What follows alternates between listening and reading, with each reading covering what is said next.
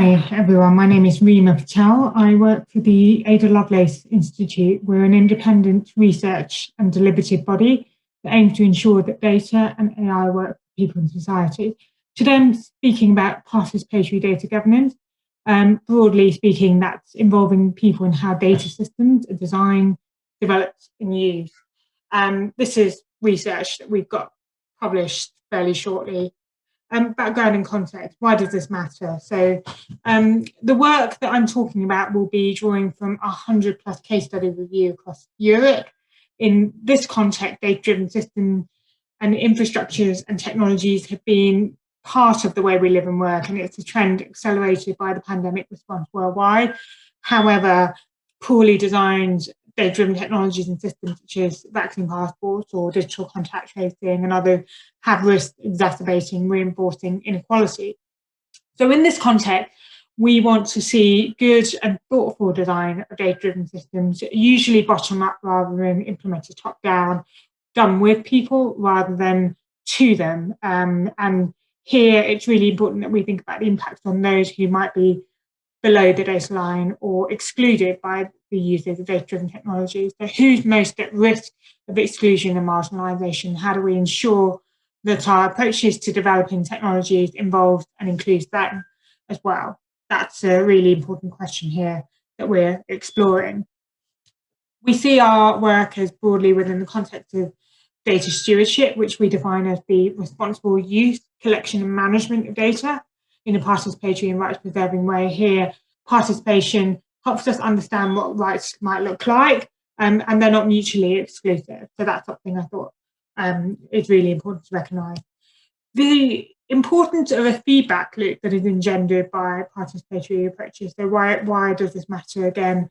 It's because we're not going to get data governance itself more representative, inclusive and proportionate unless everyone feels confidence and feels that they have great levels of trust in the way that they're being used. And that's about the systems around the data systems. It's about trustworthiness. And it's also about understanding and listening to what people expect in the governance and the use of their data. So participatory approaches help us understand and respond to some of those questions and challenges. Unpacking that a bit more, why do they matter? They matter for three key reasons. The first is that they engender better outcomes. So we actually get a better understanding of ethical and practical concerns and issues if people have a chance to anticipate or to have a say about the way their data is being used and governed.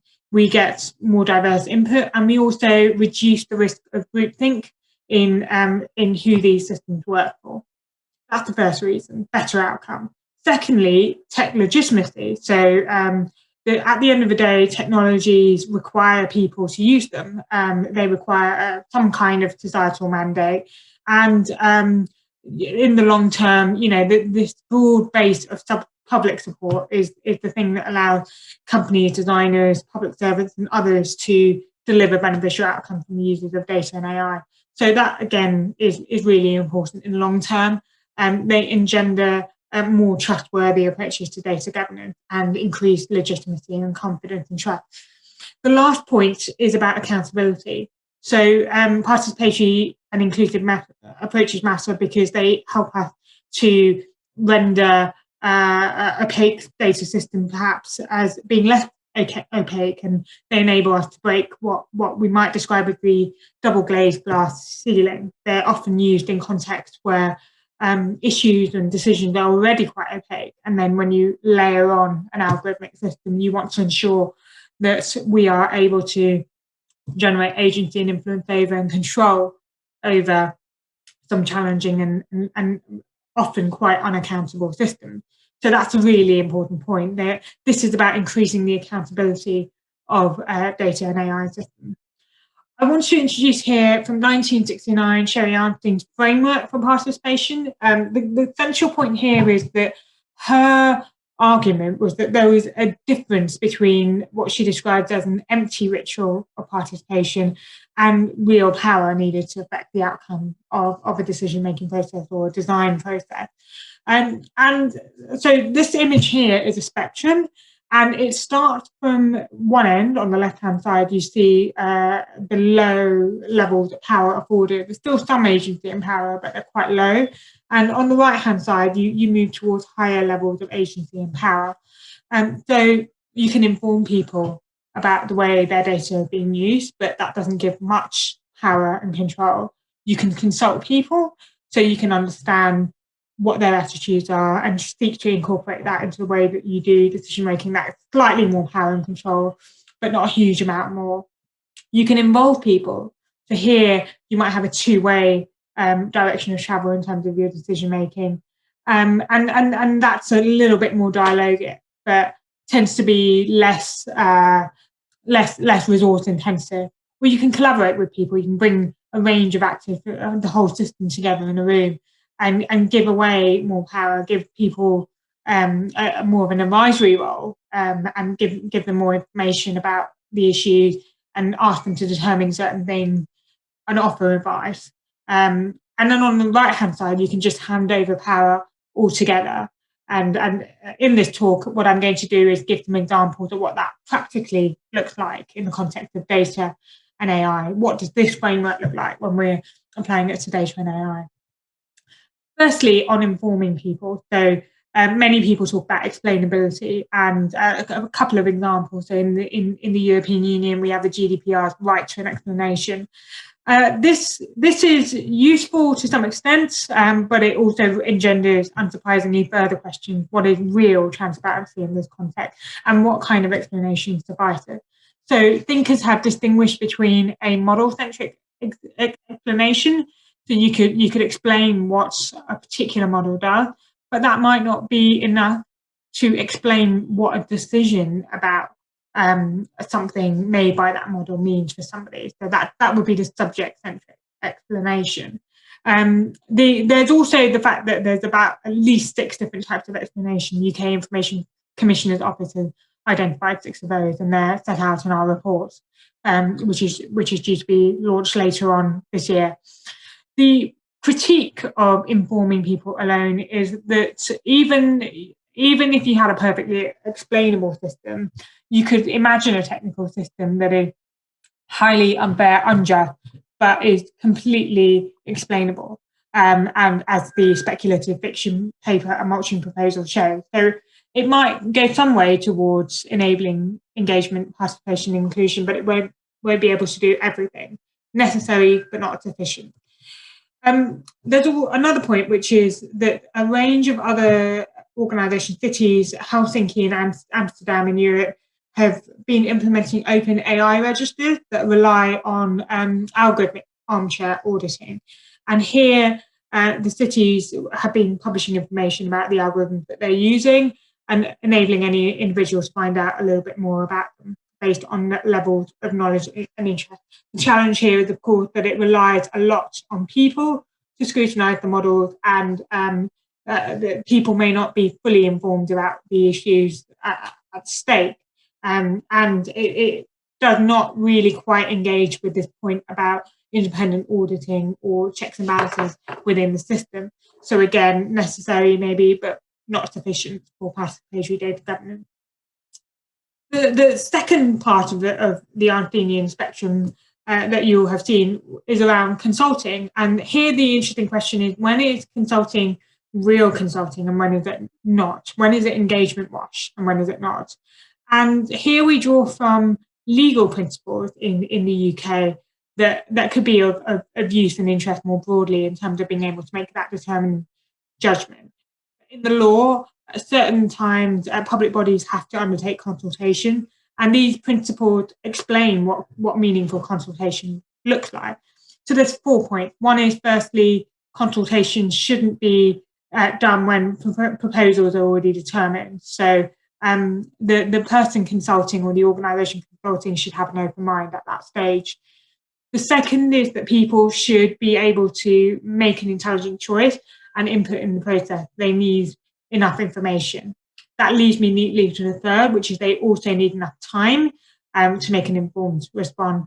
And then the last point is about the feedback loop back. So certainly people may be able to make their representations in an informed way, but those representations should also be fully considered and engaged with reference to evidence, to be included in decision making or the design of a data system. These are really useful principles that can help inform and shape guidelines about when meaningful consultation is happening. So in the context of industry practice, we might see UX focus groups or hackathons or design workshops. In the context of policy, usually it's focus groups or listening exercises such as roadshows or town hall exercises. And these are some principles that help us understand how these can be participatory, and also sometimes when they may not look like they're being participatory, because the true decision has already been made. The third example is about collaboration. This involve and collaboration example here. And here there's a more dialogic process happening. So the example I'm giving here is an Ada Lovelace Institute initiative that we convened. 60 hours of deliberation that 50 randomly selected members of the public engaged in with privacy regulators, tech companies, policing bodies across the UK, and civil society organisations and campaigners. And they were articulating what is or is not okay when it comes to the governance of biometric technology. A colleague of mine, Reema Patel, is giving a talk on the findings of this if you are interested elsewhere at RightsCon. So do have a look out for that lightning talk. We complemented these workshops, this kind of deliberation, with lived experience workshops that specifically sought to engage people on questions of gender identity and ethnicity.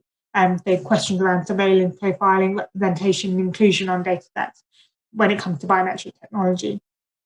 Our question here is, as one-off initiatives, they can be useful for a range of technology organisations, for regulators, and so on. But our question is whether there's potential to scale these kinds of approaches. Can we embed them in the way that we do parliamentary policy-making, decision-making? And the example of this is the Danish Board of Technology Foundation, who once used to run deliberative processes such as these to help shape Denmark's parliament's decision-making on emerging technologies and regulation of emerging technology. So this type of approach has a really long-standing history and tradition, particularly in Scandinavia. Last but not least, I'm going to talk about the handing over of power. So here, the data subjects in a data infrastructure such as data cooperative can voluntarily pool their resources, and they have a stake in the way the data is governed and managed and used, and have extraordinary levels of responsibility in doing that, but also a real sense of agency and control over that. And in these instances, there's not really a distinction between who it is that manages the data and the people to whom the data relates. So that is really a level of empowerment that is an additional layer. Probably what Einstein would describe as the highest level of power when we're thinking about data systems. And a really great example of this is in Barcelona, the Salas Cooperative that has identified and developed a common good data license for health research with citizens using a crowd design mechanism. And in this instance, the license means that people can specify the conditions that research projects looking to use their data adhere to. So there's a negotiated process here through which data cooperative can articulate the terms and conditions for access to their data and sensitive data, such as health data. So that's a really interesting example that's worth researching further. So those are the key case studies. As you can see, there's a sort of layered approach here to participation. None of these are mutually exclusive. You could see explainability implemented. You could see auditing or transparency around algorithms being implemented. But on top of that, you can see consultation, collaboration, deliberative practice, and you can also see data cooperative. They have their strengths and their weaknesses. We say more about that in the report. But that's it for now, and I'd love feedback. Is there anything that you think I should have covered that I haven't? And also, if you want to invite me to speak on these issues again for longer, I'd be really happy to. For more Ada Lovelace Institute in this space, we have our Citizens Biometric Council that has just reported. We've written a report on legal mechanisms for data stewardship and data rights. And also we published an open access data set of our 100 case studies there for anyone to use in this space.